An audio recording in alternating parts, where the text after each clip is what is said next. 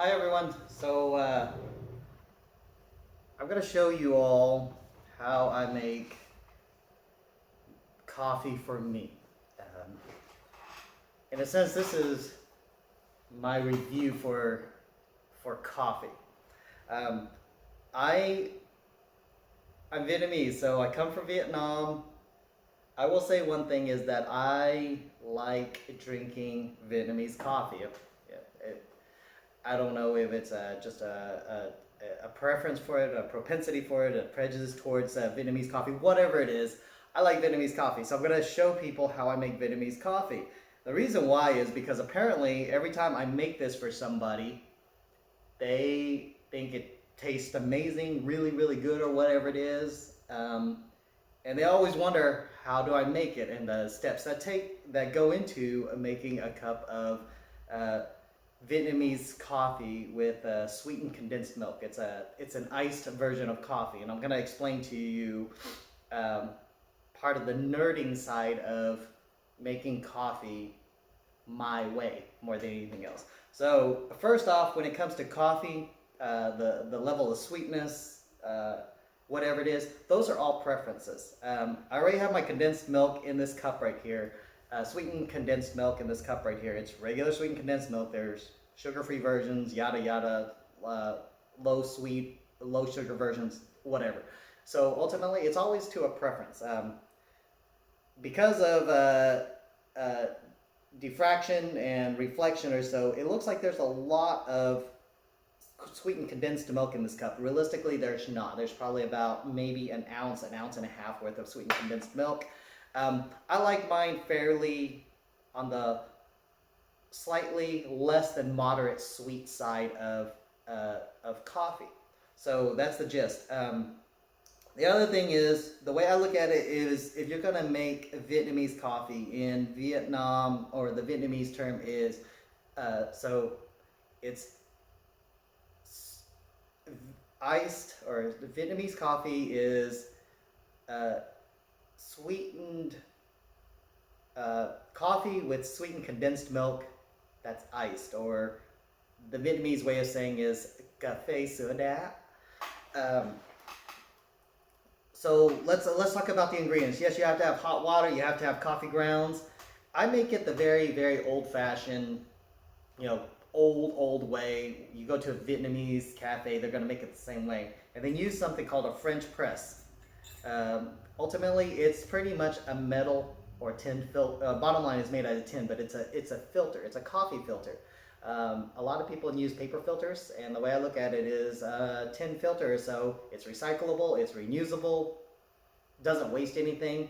The coffee grounds or so that I choose for coffee is from Vietnam, and the way I look at it is, you can't really make Vietnamese coffee if you don't have coffee that's Vietnamese coffee. You can make it with other coffees, and that's absolutely fine. Like I said, it's a taste preference. One of the things I like about Vietnamese coffee is this brand right here. It's a NYN coffee. It's coffee, but it's blended with a little bit of cocoa, a chocolate mix or so. So it has this chocolatey flavor to it that you will notice whenever you're tasting it. My preference is to always go for the gourmet blend or so, because I am a person who doesn't like to waste anything. I actually put it in one of these tins, so I don't necessarily have to open up all the bags at one time. Mainly, it keeps it a little bit fresher. But this coffee right here versus the one in the box, I will say tastes pretty darn good. This one tastes a little bit better. And once again, it's a coffee preference. Some people like Colombian coffee. Some people like, coffee from New Orleans, or Arabica coffee beans from the Middle East. Whatever it might be, coffee's coffee. The way I look at it is, you find what works for you. It takes a couple of times to get it just about right, but ultimately, that's how you look at coffee. These coffee beans, and I'm gonna kind of show you how I make it. So first things first, I'm gonna put some coffee in this coffee filter. It's a 2-piece filter, so you put the coffee in between the 2 filters or so, and then you're gonna pour some hot water on it. We'll get to that in a second or so. My preference or so is about 3 to 4 spoonfuls of coffee. I kind of like to just kind of not tap it just a little bit so it's flat on here or so. So this filter goes right on top of it. I don't press it down. I just let nature do its thing. And then afterwards, what I do is I pour a little bit of water in it, probably about ½ an ounce worth of water. And I'll kind of explain why I do this in a second after I pour. I can't do 2 things at one time very well, as you notice. So the reason why I pour just a little bit of water is to seep in a hot water into the coffee and let it kind of sit in the coffee and kind of warm up the grounds just a little bit. So while it's doing that, and then I'll pour some more in. Let me go grab a napkin. Apparently I suck at this.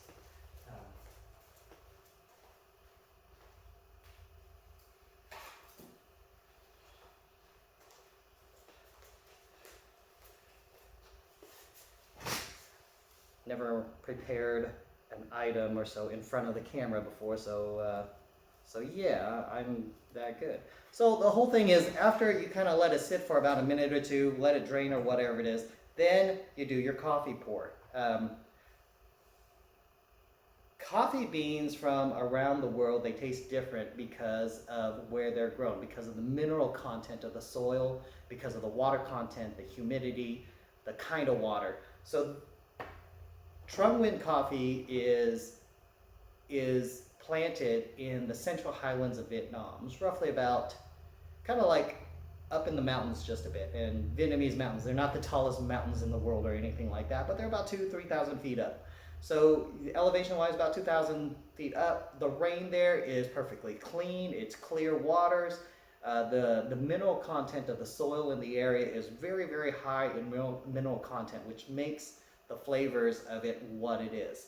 So if you look at the research behind, or if you ever look at, the coffee beans that you choose to use for your coffee, look at where it's grown, because that determines a lot of its flavor and a lot of its texture as well too. Vietnam's coffee, Central Highlands of Vietnam, like I said, extremely good mineral content, so you get all that mineral. It comes, the other side of having coffee that has a lot of minerals, it's actually healthier for you overall. So it's not going to be like something that replaces the vitamins or anything like that, but overall it is a healthier coffee. The other gist of making coffee that tastes really, really good is to determine the amount or how hot your water is. And you have to place a lot of things into consideration. Where I live at, we're roughly about 3,000 feet above sea level. If you look at water at sea level, it boils at about 212 degrees Fahrenheit or about 100 degrees Celsius. Okay, so let's talk about, when does water boil at an elevation of 3,000 feet? It actually boils a little bit on the earlier side. Now, you're not going to notice it by much or so. 210, 208, whatever it is, it boils at a slightly lower temperature as the elevation rises, and mainly because the air density decreases, so there's less pressure against the water. So bottom line is, water boils at a much lower temperature. Now that I've let it, in a sense, cure for about a minute or two, I'm going to pour more water in here. I'm just going to fill it up. And I'm just going to let it do its thing. So water-wise, temperature, when you look at Vietnamese coffee, if you look at sea level, about 180 to about 200 degrees, 185 to 200 degrees is kind of like my preference for temperature at sea level. So when I look at temperatures where I'm at right now, my preference is to have it roughly about 190 degrees. Mainly, like I said, it's because when water boils at an earlier temperature, it also loses heat a little bit faster as well too. So you kind of have to look at that, and that's the nerding side of making coffee, is to look at these particular situations, these particular circumstances. I said coffee from Colombia, completely different mineral content. I mean, they're the same minerals, but the ratios, the combinations or so is different in Colombia versus in Vietnam. Location-wise, remember, if you're growing coffee in the mountains, versus, let's just say, at sea level on the ground floor, then you're looking at a lot of different things. First off, minerals. Second off is water. Water at the top of the mountain, rainwater, it's cleaner. Bottom line is it's a lot cleaner. Water at the bottom of the mountain is not going to be as clean. That's just a given. So those are things that you look at. The other side that you look at is temperature, humidity. And once again, those things play a big humongous part. It's like the temperatures up the mountain. You get a lot of sunlight on the top of the mountains, but the temperatures may not be that really hot. Let's just say you're at the bottom of the mountain, on the other hand, you may still get plenty of sunlight, but the temperatures are going to be a lot warmer at the bottom of the mountain than at the top of the mountain. And part of it deals with air density as well too. Air density determines a little bit about the heat factor. The more dense something is, the more heat it can retain. The less dense it is, the less heat it can retain. So less dense air retains less heat overall, so the air temperature is different. If you are above the clouds in the mountain or so, you don't have to worry about the clouds getting in the way of sunshine. So those things are placed into consideration. Now, the water, here's the thing, is tap water is not going to make coffee taste good. You can boil water all you want, but the fact is, even if you boil water, you cannot boil the extra calcium, arsenic, whatever it is, in tap water. So this is filtered water, and it's filtered in a very particular way so that I retain certain levels of minerals in this water. So it tastes like water with a minute trace of minerals. And ultimately, when it comes to lead and all those things or so, yes, I have filtered out all that. I don't like to consume lead in my water, arsenic, radon, stuff like that. So I have it filtered in a way where it gets rid of that, but it doesn't get rid of the entire level of good minerals that could be in water itself.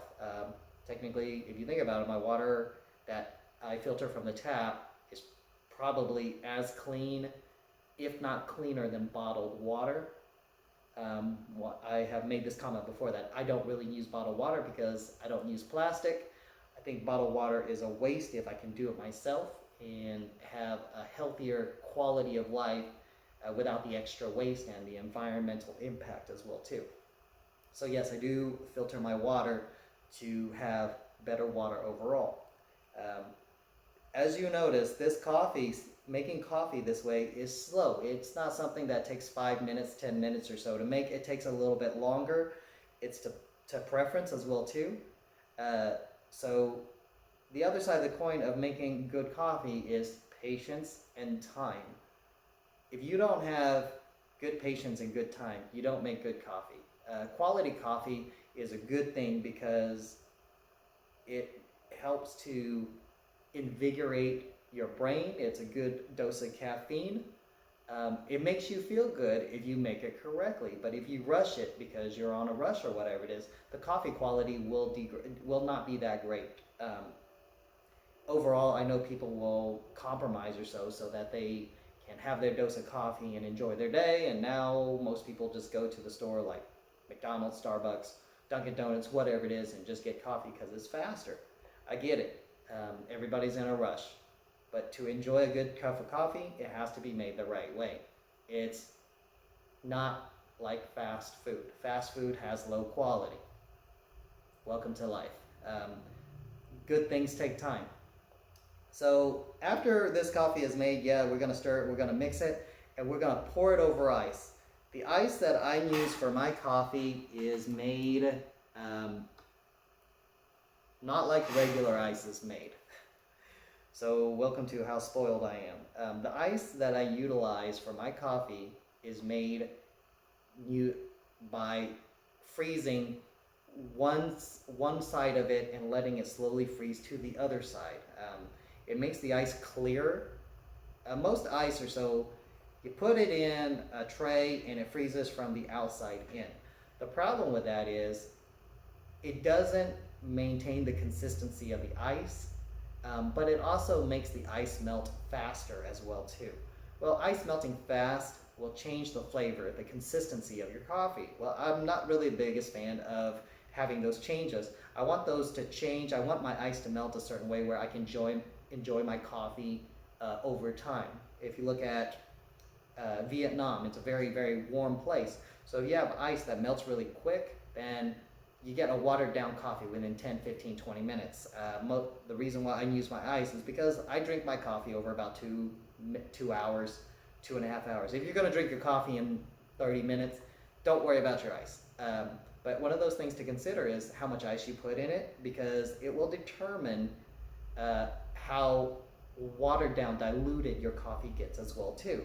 So my ice is made so it's consistent, it doesn't freeze from the outside in, and because of that, or so that consistency allows that ice to be a little bit more dense. More dense means it holds more, it retains its cold better. It keeps my ice cool, but it doesn't melt as fast.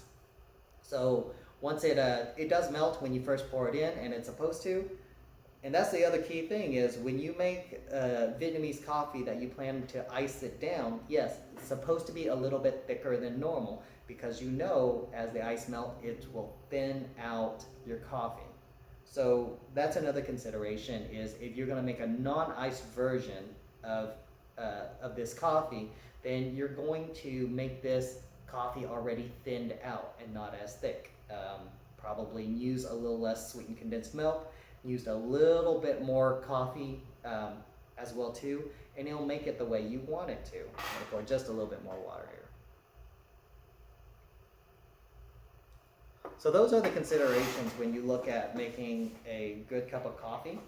If you ever see me with a cup of coffee in my reviews or my videos or so, this is how my coffee is made. You're actually getting to watch it in real time. No, I am using actually this coffee right here. I put it in this can mainly just to make it easier to sift out. It's fairly inexpensive. And that's the other key thing is I don't necessarily look at things that are expensive as being great. Starbucks, you pay $5 for a cup of coffee. The total cost of making a cup of coffee here may be $1 if you look at it. Yes, the time expenditure on it. I always say time is money. So if you look at the time that I spend doing this, well, the other side is if you're doing this while you're getting ready for work during the day or whatever it is, it really doesn't take that much more time out of your way. Yes, it takes about 15-20 minutes for the coffee to make itself. The reality of it is you should not drink coffee when you first wake up. Always wait at least an hour, a little bit more than an hour after you wake up before you drink coffee.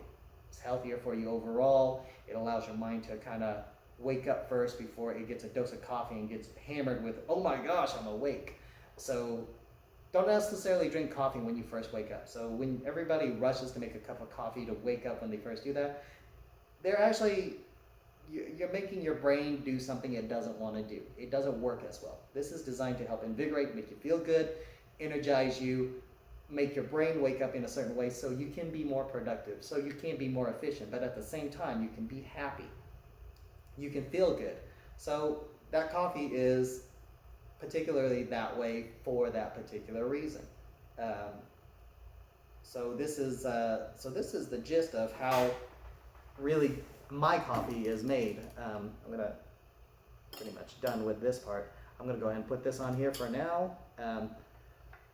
And like any other coffee or so, you stir, you mix it up or so, and this will get to a brownish color. So so here in a second, I'm gonna pour this into my my cup here. Just to let you know, I am not that good when it comes to pouring apparently, because I've made a mess. So thank gosh, I have a napkin here.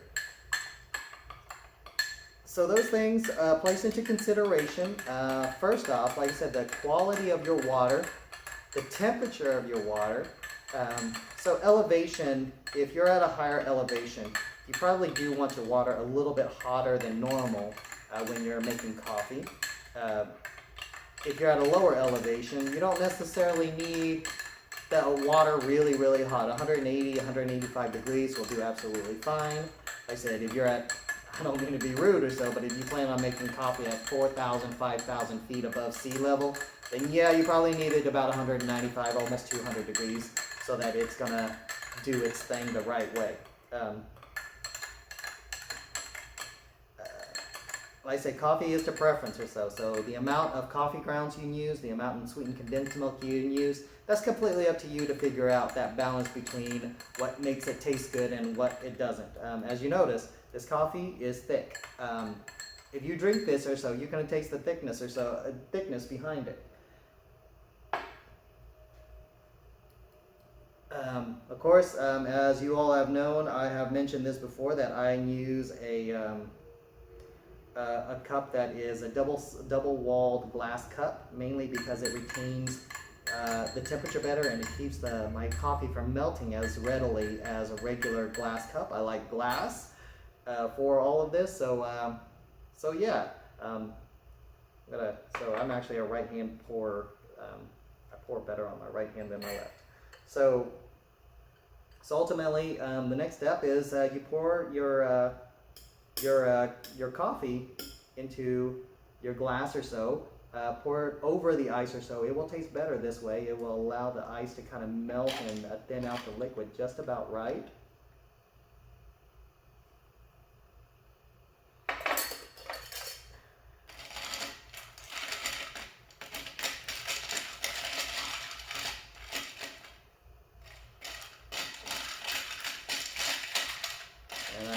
Let me taste this to make sure that it actually tastes right, because I'm doing this for a public display for the first time, and you never know if it goes right.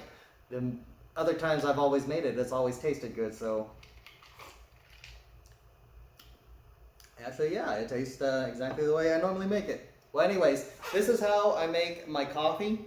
Hopefully it gives you some insight into how to make coffee maybe taste better, taste right your way. Good quality water, temperatures that are right, the kind of coffee you like, the perfect ratios and balances or so. Patience, and that's the key thing, is you have to have patience to make a good cup of coffee. If you plan on making coffee over 5 or 10 minutes, just to let you know, you're never going to get the best quality coffee. It takes time for things in the coffee grounds to get out. So if you're going to rush it, it's not, you don't get the flavors out of your coffee. It's just the way it is. So enjoy your coffee. Try to be patient with it. Don't drink it when you first wake up. Don't drink coffee when you first wake up. If you want to be able to enjoy your coffee, wait. Make your coffee. Wait until it's done. Do it the right way. You'll feel better. You'll enjoy your life a little bit better. You'll enjoy your world, your day a lot better as well too. And you enjoy a good cup of coffee a lot better. Thank you for watching.